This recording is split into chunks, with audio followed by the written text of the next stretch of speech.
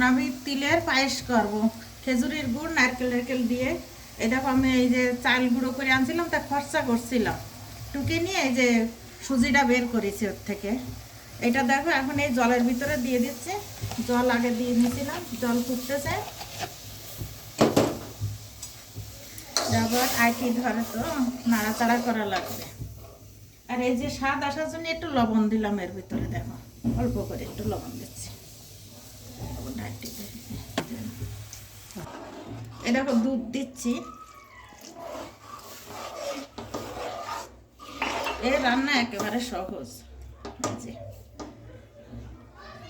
এটা আবার সব জায়গায় খায় না, এটা আমার সাতক্ষীরা শ্বশুর বাড়ির এলাকায়। এবার দেখো গুড় দিচ্ছি,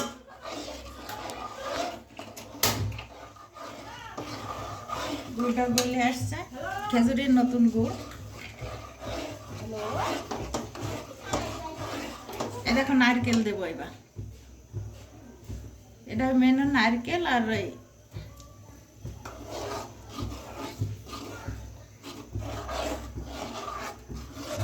এই তো হয়ে আসছে, বেশি সময় লাগে না। এ দেখো তিল ভাজে গুঁড়ো করে রাখছিলাম, এই যে এটা একটু দিয়ে দিলাম।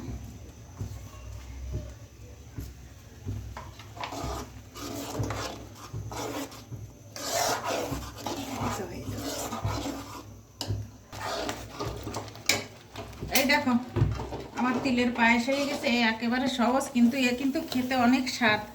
এবার সন্ধ্যাবেলায় আবার চিতই পিঠা বানাবো, তাই দিয়ে খাওয়া হবে।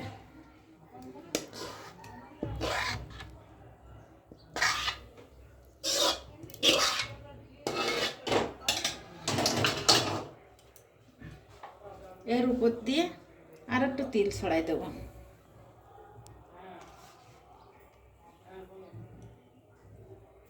তিলটা কিন্তু আবারও বলছে, তিলটা ভেজে গুঁড়ো করে নিয়েছি। তা তোমরা ভালো থাকো। এই দেখো আমার তিলের পায়েস হয়ে গেছে।